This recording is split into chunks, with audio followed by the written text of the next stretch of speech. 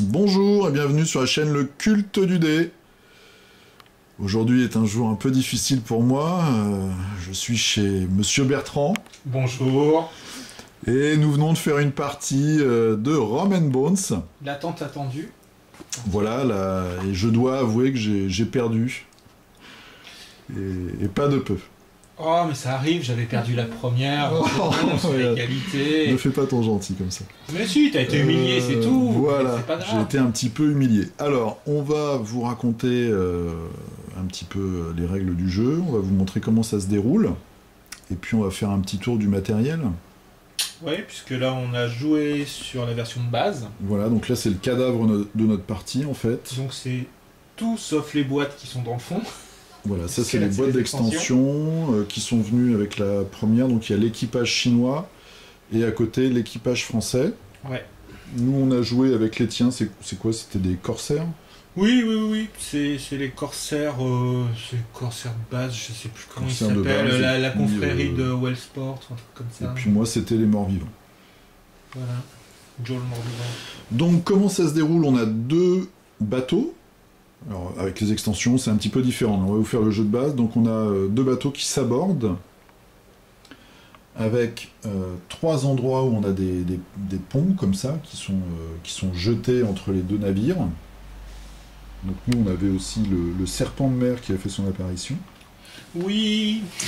Et vous allez avoir des endroits, ici symbolisés avec ces jetons, où des marins vont apparaître et vont avancer. Voilà, c'est les points de spawn. Je vais vous montrer les marins. Pendant que tu peux nous parler des héros ou des buts peut-être, des objectifs. Voilà, donc dans Rum and Bones, on va faire un petit tour des objectifs. Vous devez, pour gagner, cumuler 6 points de victoire. Les points de victoire, ils s'acquièrent de différentes façons, ou en détruisant les objectifs du point adverse, comme le canon que vous présente Fred. Donc là, par exemple, on a 2 points de victoire. Et chaque objectif détruit vous apporte 2 points de victoire et un bonus supplémentaire qui peut être des pièces d'or plus un pouvoir spécial ou beaucoup de pièces d'or comme le grand mât avec ses 6 pièces d'or. Ça c'est la première façon de gagner des points de victoire. La deuxième façon de gagner des points de victoire, c'est de tuer une créature marine qui va être ou le serpent des mers s'il apparaît, ou le kraken s'il apparaît aussi, sachant que statistiquement le kraken a une bonne chance d'apparaître dans la partie, puisque on fait un jet. On fait un jet tous les tours, et à chaque fois qu'on joue des cartes spéciales, la chance de son apparition augmente. Voilà. Donc au bout d'un moment, on le voit apparaître. Il arrive, hein. Nous on l'a vu dans nos deux parties en tout cas. Le kraken peut se tuer, moi je l'ai tué sur la première partie, même si je l'ai perdu, je l'ai tué. C'est vrai, tu avais tué le kraken. Kraken par exemple c'est 2 points de victoire, 4 or, mais par contre ça veut dire qu'ensuite que tous les héros gagnent plus 1 dé, donc ça devient quand même assez bourrin. C'est assez énorme. Enfin, le jeu est assez bourrin en termes de dés, on en lance beaucoup, pour ça c'est assez amusant, si tu aimes bien lancer plein de dés. Il a une dimension tactique plutôt. Ouais, bien sûr. Parce que technique. Il a une vraie dimension tactique en fonction des cartes que vous tirez et de comment on se présente. Parce que Fred a été vraiment en début de partie à un moment dans des positions très très avantageuses et puis ça a pu se retourner. C'était la dernière fois ça. Hein non, en début de partie cette fois-ci, je me suis pas senti gagner sur les premiers tours. C'était très équilibré et tu as eu de très très bonne position. Ça m'arrive parfois, ouais. Ça t'arrive parfois. Ouais.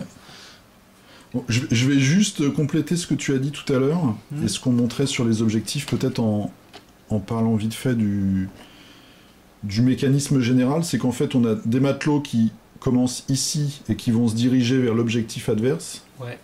Et de l'autre côté, c'est pareil. Et évidemment, on se rencontre au milieu.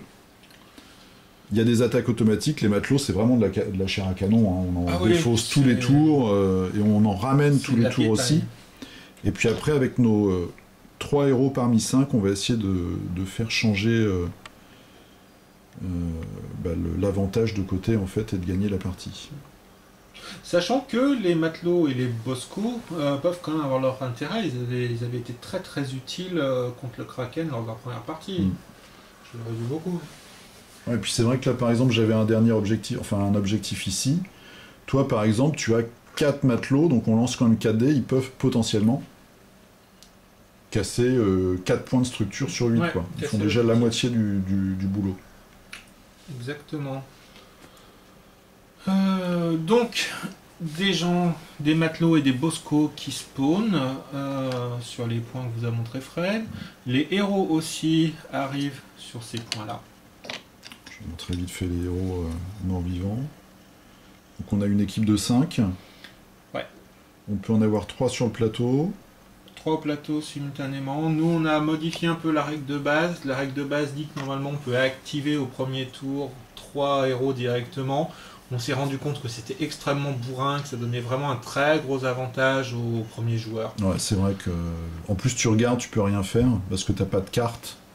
Oui. Donc c'est assez frustrant. Ouais. Tu commences la partie avec une main vide, et c'est à la fin de ton premier tour que tu vas avoir 3 cartes.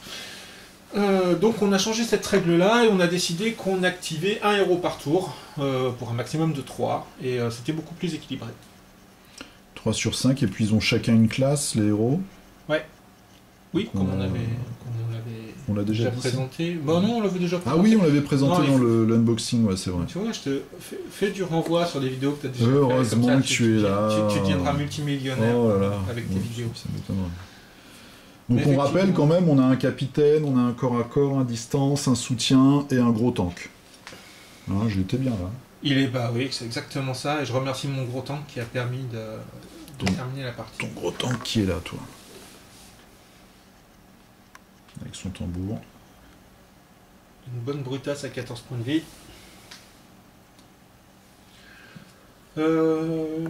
On gagne des pièces d'or quand on tue des matelots. Et puis à chaque tour quand on n'est pas en jeu, ce qui peut nous permettre de déclencher des pouvoirs. Je vais remontrer vite fait. Voilà. Donc chaque personnage a une carte comme ça. En haut à droite, on a le coup en pièces d'or et puis le descriptif de la capacité. On peut faire 3 actions par tour. Se déplacer de 2, attaquer. Utiliser le gréement. Utiliser le gréement, c'est vrai, on peut sauter d'un navire à l'autre. Ouais. Voilà, c'est pour être héroïque, ça vous fait gagner des... Que moi je n'ai pas fait. Oui. Moi je l'ai tenté. Une fois j'ai été chanceux, les 2 autres fois j'ai terminé dans l'eau. Je suis tombé dans l'eau. Mais voilà, mais ça vous fait avancer plus vite et vous pouvez être plus rapidement sur les objectifs, vous pouvez les rusher. Ça a un coût. Des fois ça marche, c'est bien, des fois ça marche pas, tant pis. Et alors, les héros ne meurent pas en fait, hein, ils reviennent. Les héros ne meurent pas, ils sont ou KO, ou s'ils tombent à l'eau, ils sont dans un statut équivalent à noyer, sonner, quoi. Voilà. Et puis ils reviennent le tour d'après quand ils sont noyés. C'est ça, ils reviennent le tour d'après, et quand ils sont KO, grosso modo, ils perdent un tour. Chose importante, on se déplace toujours en ligne droite pour les boscos et pour les matelots. Et ils avancent systématiquement, sauf si la case d'en face est occupée par un ennemi. On ne se déplace jamais en diagonale, très important aussi. Même pour les héros. C'est un jeu qui se joue vite. Ouais, mais les parties sont longues quand même. Hein. Alors, ça s'enchaîne très vite, il y a beaucoup d'actions. C'est ça. Il y a un rythme soutenu tout le temps. Une partie peut faire une bonne heure. On a mis combien de temps là? On n'a pas regardé. J'ai pas fait gaffe, mais on a beaucoup moins qu'à la première parce que maintenant qu'on maîtrisait les règles, on a enchaîné les tours. Donc on s'ennuie pas. Il faut, si on y joue à 2, une fois qu'on connaît les règles et au bout de la première partie, on les connaît parce qu'on a fait un nombre suffisamment conséquent de tours, ça s'enchaîne. On a une main de cartes aussi. On a 3 cartes avec des petits pouvoirs. Donc il y en a qui sont très puissants. Bah tiens, celle-là, je te l'avais posé. Ce héros ennemi. Donc là, c'est quand un héros adverse s'active. Il a 3 conditions: cécité, silence, lenteur. C'est-à-dire qu'il gagne il a -1. Donc il a un malus pour ses jets d'attaque. Silence, il ne peut pas utiliser de capacités spéciales qui sont payées en pièces d'or. Et lenteur, il peut faire qu'une action de déplacement, je crois. C'est à chaque déplacement, il se déplace que d'une case au lieu de 2. Donc il y en a qui sont très fortes. Après, il y a des soins, il y a l'apparition du serpent de mer. Et puis il y a des petits désavantages où on va mettre soit un statut, soit des dégâts. On peut avancer ses matelots aussi. On peut avoir une action supplémentaire pour ses matelots, enfin plein de petites choses. Donc on a une main de 3 cartes qui se renouvelle à la fin de son tour. Ouais. Et ça apporte un élément de surprise. C'est ce qui fait l'élément de surprise en fait. Vraiment dans le jeu, c'est les cartes. C'est ça, parce qu'on peut jouer des cartes pendant son tour ou pendant le tour adverse en fonction de la carte. Donc on arrive à la fin de son tour, des fois on n'a plus rien en main, ce qui nous est arrivé assez souvent, ou peu. Il reste une carte en général, et donc on voit ce qu'on peut faire le tour suivant et comment les choses évoluent. Donc, moi, il y en a une que j'ai gardée très longtemps contre toi, au cas où tu te refasses, justement, où tu renverses la vapeur. Ah ouais, ouais. C'était quoi? Il faudrait que je regarde ma défausse, je ne sais plus. Si, c'était grosso modo, la carte disait que si jamais tu avais un de tes héros qui était sur l'un des ponts, enfin sur l'une des passerelles, à ce moment-là, ton héros et tous les matelots qui étaient dessus passaient par-dessus bord. Ah, on l'a fait ça dans la première partie. Ouais. Et je l'ai gardé au cas où, si jamais tu revenais pour empêcher ton héros de revenir sur mon bateau. Bah, c'est vrai que cet endroit, en fait, les passerelles sont très dangereuses, parce qu'il y a c'est l'âme de fond, je crois, le nom de la carte. Peut-être. Ouais. Donc on l'a tous, parce que moi je te l'avais aussi posé la dernière fois, et toi aussi. Au milieu, on peut avoir le kraken qui arrive et qui va taper tout autour. Et puis quand on a la carte qui fait apparaître le serpent de mer, on peut aussi remplacer une des passerelles par le serpent de mer. C'est ça, une des passerelles. On choisit la passerelle c'est vraiment des endroits dangereux. Le serpent de mer. Oui, parce que quand je l'ai fait apparaître, il t'a mis un héros et plusieurs matelots à l'eau. Donc ça peut se retourner contre toi, puisque tu as des effets. Il peut, en phase d'attaque, le serpent de mer ou le kraken peut taper les deux équipes. Ouais, il tape tout autour en général, donc il tape un peu tout le monde. Donc ça fait le ménage en tout cas, on s'est retrouvé avec des bateaux bien vides tout à l'heure. Oui, cette partie-là, au début, on a eu, je sais pas, il devait rester une douzaine de figurines en tout. 6 de chaque côté, 5-6 de chaque côté.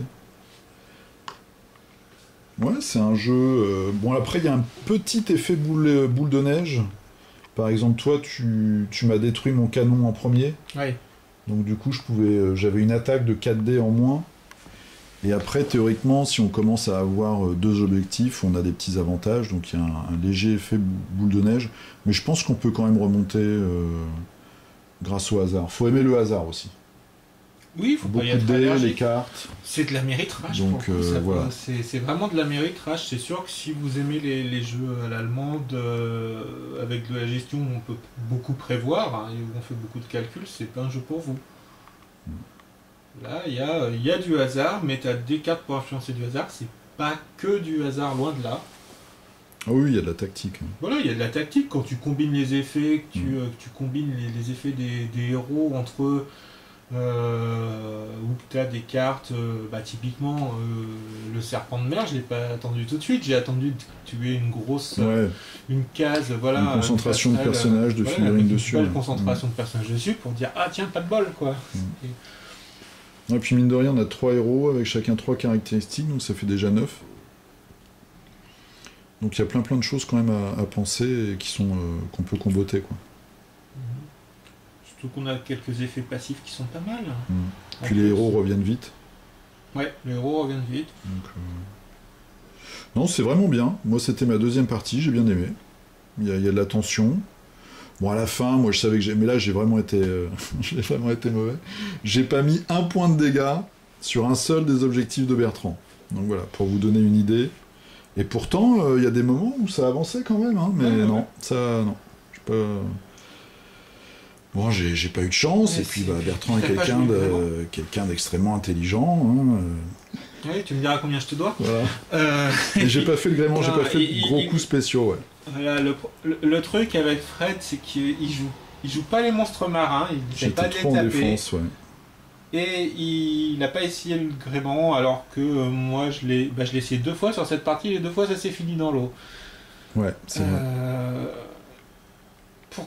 pour moi, Rum and Bones, je crois que j'ai déjà dit sur les autres vidéos, mais c'est vraiment ça. Jouer les objectifs. Ne jouez surtout pas, si t'attaques, moi je défends.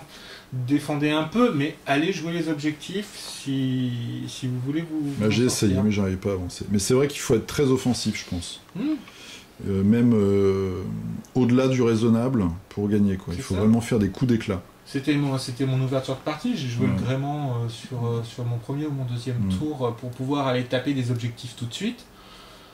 Ça n'a pas marché, mais autrement, je pense que ton canon il serait tombé beaucoup plus vite. Jouer beaucoup de cartes aussi. Oui, jouer les cartes, c'est fait pour tourner. C'est les garder pas en main, le but c'est que ça sorte. Et puis on peut les renouveler aussi. Moi, c'est pareil, j'avais gardé un serpent de mer, mais ça m'a servi à rien. À la fin de son tour, quand on en a 3 en main, on peut quand même les renouveler en prenant des nouvelles cartes. On défausse celles qu'on a si elles ne nous plaisent pas, et puis on en prend des nouvelles. Voilà, donc un bon jeu, comme tu l'as dit, un bon jeu améritrage de pirates. Exactement. Et normalement, cette semaine ou dans une semaine, on va recevoir la saison 2. Waouh, t'es optimiste, toi. Non, il est arrivé le 22. Juste en face, il est arrivé à Portsmouth, c'est pas loin. Eh bah écoute. Il passe la douane, allez, c'était le 22, une semaine, 29, allez, première semaine de février. Mais ça veut dire qu'on va devoir reparler de Rum and Bones dans un futur proche. Tout à fait. Et puis là, j'aurai des filles aussi, il va falloir que je les peigne. Tu veux surtout dire qu'il va falloir lire les règles de la V2, les assimiler, faire des parties, vrai que ça va être complètement changé les règles. C'est bizarre parce que les règles elles tournent pas mal. Là. Au lieu de mettre ils ont mis un système d'upgrade en fait pour les pouvoirs, c'est-à-dire que tu peux payer pour upgrader tes pouvoirs. D'accord. Entre autres, ils sont revenus justement sur les phases d'activation des héros. Il paraît que ça tourne mieux, on verra. Moi je les ai lus il y a longtemps et je m'en souviens plus du tout. À tester, à voir. De toute façon, dedans, tu as un kit de conversion pour mettre ton Rum and Bones en V2. En V2, ouais. Il n'y a rien qui t'oblige de le faire. Si ça te plaît de jouer avec ces règles-là, tu joues avec ces règles-là. On va en parler dans on verra bien. On va regarder tout ça. Pour le coup, si les gens ont des questions ou des interrogations... S'ils ont des questions ou des interrogations, ils mettent dans les commentaires. Et tu y répondras. Ouais. Puisque moi, je n'aurai pas la réponse.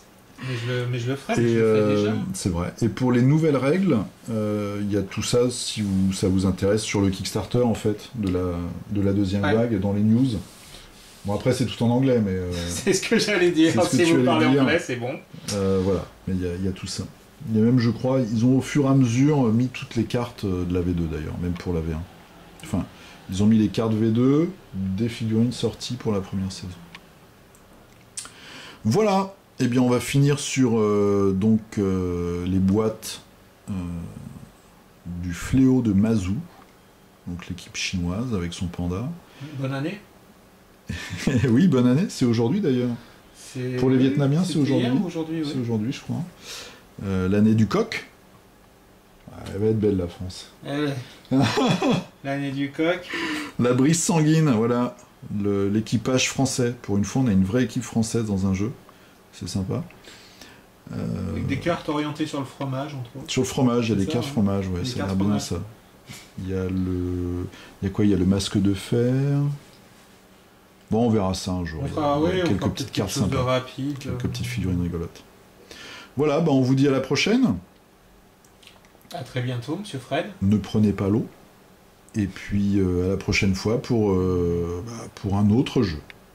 A plus, salut. Ciao, ciao.